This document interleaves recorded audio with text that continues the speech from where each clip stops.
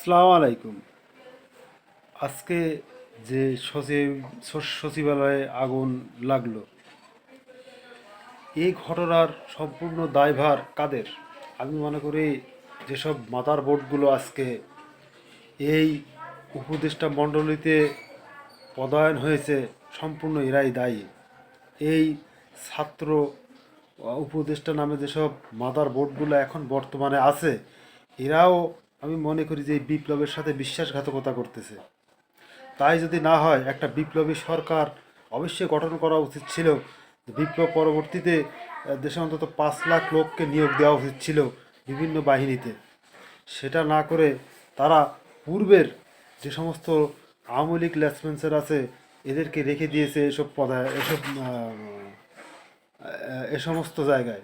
কিন্তু আমার কাছে কথা হচ্ছে, আজকে এই সব বিভিন্ন ধরনের ক্রাইসিস সৃষ্টি হচ্ছে, বিভিন্ন ধরনের ক্রাইসিস তৈরি হচ্ছে, বিভিন্ন জায়গাতে বিভিন্ন কথা আসছে যে এই সরকার একটা দিনের জন্য এখনও পর্যন্ত শান্তিতে রাষ্ট্র পরিচালনা করতে পেরেছে, কিংবা একটা সংস্কার, একটা উদ্যোগকে এই সরকার গ্রহণ করতে পেরেছে। কিন্তু কেন করতে পারেনি কারণ তাদের অনেক ব্যর্থতা আছে, এবং এই ব্যর্থতা তারা কোনোভাবেই স্বীকার করতেছে না। বিভিন্নভাবে বিভিন্ন পর্যায় থেকে আমাদের যারা আন্দোলন সংগ্রামে জড়িত ছিল, যারা আমাদের বিভিন্ন তথ্য উপত্যা দিয়ে সহযোগিতা করেছে, এরা বিভিন্ন সময় বিভিন্নভাবে মানে কথা বলেছে।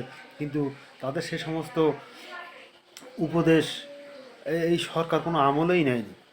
এই সরকার যারা উপদেষ্টা আছে, এরা কোনো আমলেই নেয়নি। এরা কি করেছে, বরঞ্চ বিভিন্ন টাকা পয়সা বানায়, বিভিন্ন টাকা পয়সা খেয়ে বিভিন্নভাবে এরা এই আমলিকদেরকেই পুনর্বাসন করার চেষ্টা করেছে এবং পুনর্বাসন করতেছে বিভিন্ন রকম সংবিধান। আর তোর কিসের সংবিধান রে? সংবিধান কি? সংবিধান বিপ্লব পরবর্তীতে কোনো সংবিধান কি থাকে? তুরস্কে যেমন আমরা দেখেছি, আম, এর এর এরদোয়ানের বিরুদ্ধে যেমন একটা কু হয়েছিল, সেই কু পরবর্তীতে এরদোয়ান যারা আন্দোলন করেছিল, এদের থেকে অন্তত বহুত লোক, 3-4 লাখ লোক নিয়োগ দিয়েছিল। বাকি পরবর্তীতে যারা কুর সাথে জড়িয়েছিল সবাইকে ছাঁটাই করে দিয়ে সেরকম রাষ্ট্র পরিচালনার মাধ্যমেই তো এরদোয়ান সরকার টিকেছিল, কিংবা সাকসেসফুল সফলতা দেখিয়েছে। কিন্তু আমাদের এই যারা উপদেষ্টা মণ্ডলীতে বর্তমানে আছে, এটা কি একটা সফলতাকে আমাদেরকে দেখাতে পেরেছে? একটা সফলতাকে দেখতে পেরেছি আমরা, যে আজকে এই উপদেষ্টাগুলো হয়তোবা অনেকে টাকা পয়সা বানিয়ে, অনেকের বিরুদ্ধে অভিযোগ আসছে, অনেকে টাকা পয়সা বানিয়ে লক্ষ লক্ষ কোটি টাকা বানিয়ে বিদেশে চলে যাবে। কিন্তু যারা এই দেশে সাধারণ জনগণ, যারা আন্দোলন করেছে, যারা সংগ্রাম করেছে, যারা রক্ত দিয়েছে, যারা নিহত হয়েছে, এদের অবস্থা কী হবে বাংলাদেশে? এরা কি এটা চিন্তা করেনি একবারও? এরা ক্ষমতা আসীন হয়ে নিজেদের টাকা পয়সা, নিজেদের আখের গুছিয়ে নিজেদের মতো করে সমস্ত কিছু আহ, মানে নিজেদের স্বার্থ উদ্ধার করে যারা দেশকে, যারা এই দেশের মানুষকে বিপদের মাঝে ঠেলে দিয়ে, তারা এক অনিশ্চিত গন্তব্যের দিকে বাংলাদেশকে ঠেলে দিয়ে ভারতের রয়ের এজেন্টদেরকে পুনর্বাসন করে, কিংবা তাদেরকে এখনও সে সমস্ত জায়গায় আহ, রেখে এই দেশ কীভাবে সংস্কার করা সম্ভব? আমরা দেখেছি বিভিন্নভাবে বিভিন্ন সময় বিভিন্ন ক্রাইসিস দেখেছি।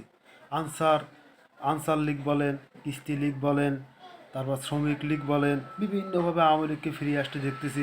এই বিভিন্ন একটা মুহূর্তের মধ্যে, একটা মুহূর্তের জন্য এই সরকার কোনো শান্তি থেকেই থাকতে পেরেছে। কিন্তু শান্তিতে কেন থাকতে পারেনি? শান্তিতে থাকতে পারেনি কারণ আমাদের যারা স্টেক হোল্ডার আছে, যারা আছে আন্দোলন সংগ্রামে মানে বহুত আগে ধরে যারা কথাবার্তা বলেছে, যেমন সাংবাদিক ইলিয়াস হোসেনের কথা বলতে চাই, পিনাকি ভট্টাচার্যের কথা বলতে চাই, কনক সরের কথা বলতে চাই, মেজর দেলোয়ার কথা বলতে চাই, এরকম অনেকেই আছে বিভিন্ন, মানে এরা তো আজ থেকে অনেক দিন ধরে কথাবার্তা বলতেছে। এরা বিভিন্ন ধরনের তথ্যপত্র দিয়ে আমাদেরকে, জনগণকে সজাগ করেছে। কিংবা এই জনগণকে যে উদ্বুদ্ধ করার কাজটা কিন্তু এরা প্রথম থেকে করে এসেছে। এদের এই উদ্বুদ্ধ হয়ে এদের কথায় উদ্বুদ্ধ হয়ে কিন্তু, দেশপ্রেমে উদ্বুদ্ধ হয়ে কিন্তু আজকের এই জনতা স্বাধীনতা সংগ্রামে কিন্তু ঝাঁপিয়ে পড়েছে। কিন্তু শুধুমাত্র ছাত্ররা যে ক্রেডিট নেবে, এটা কিন্তু মানে সঠিক না। শুধু শুধু ছাত্রদের জন্য যে আন্দোলন হয়েছে, এটা সঠিক না। আন্দোলন আসলে একটা সংগ্রাম যখন গড়ে ওঠে, তখন বিভিন্ন মানুষের বিভিন্ন রকম এর ভিতরে সম্পৃক্ত থাকে।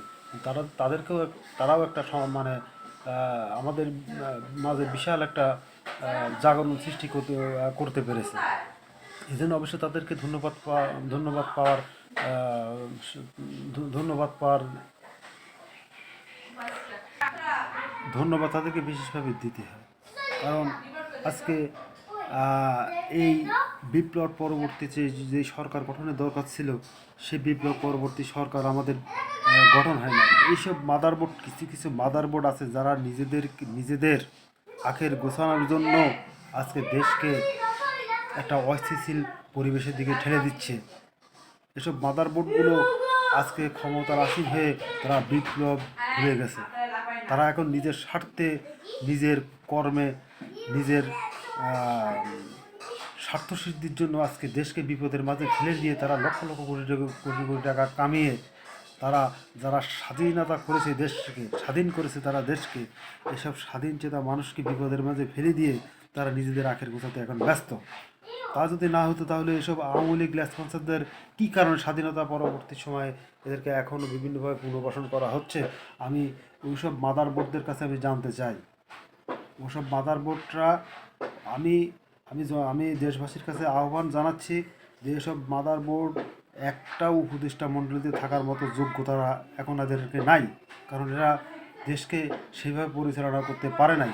আমি চাই যেসব সমস্ত উপদেষ্টা মণ্ডলী মানে পদত্যাগ করে আবার নতুন করে যারা যারা স্বাধীনতা সংগ্রামে সম্পৃক্ত ছিল এদেরকে উপদেষ্টা মণ্ডলীতে আনা হোক, এরাই উপদেষ্টা দায়িত্ব পালন করুক। তাহলে দেশের স্বাধীনতার সার্বভৌমত্ব এবং এই সংগ্রামের সুফল সবাই আমরা পাবো। রসেদ, এই স্বাধীনতা সংগ্রাম আমাদের জন্য একটা গলার কাটা হয়ে দাঁড়াবে, কারণ যারা স্বাধীনতা সংগ্রামে সম্পৃক্ত ছিল তারা সবাই প্রত্যেকেই বিপদগ্রস্ত হবে, এবং যার শুধুমাত্র দু চারটা উপদেষ্টা মণ্ডলী আর ছাত্র সমন্বয়ক বাদে আর বাকি সবাই মানে নির্বিচারে মরবে। কারণ তারা টাকা পয়সা আছে, তারা টাকা পয়সা বিভিন্নভাবে বানাচ্ছে, তারা বানিয়ে দেশ থেকে পালিয়ে যাবে।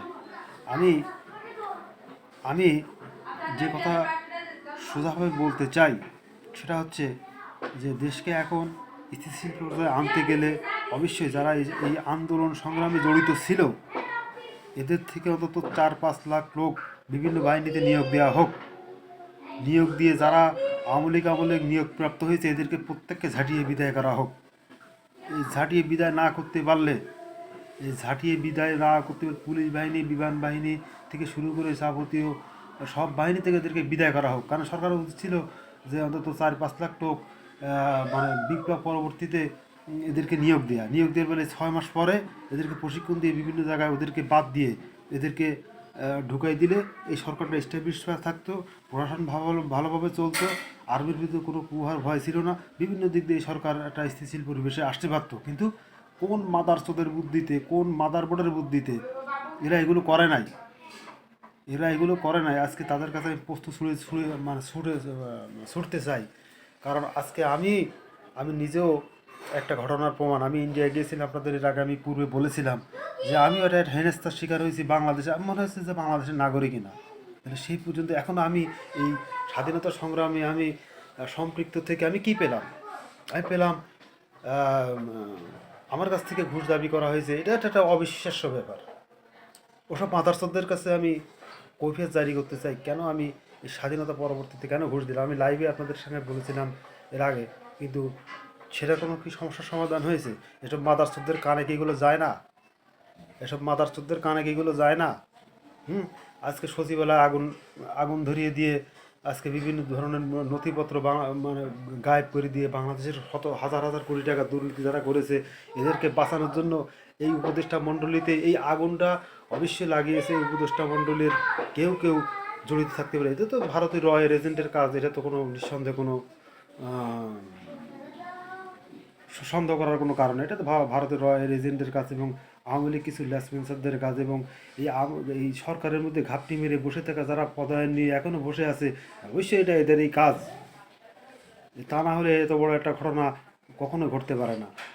ঠিক আছে, পরবর্তীতে আপনাদের এই বিস্তারিত এই বিষয়ে আরও জানাবো ইনশাল্লাহ।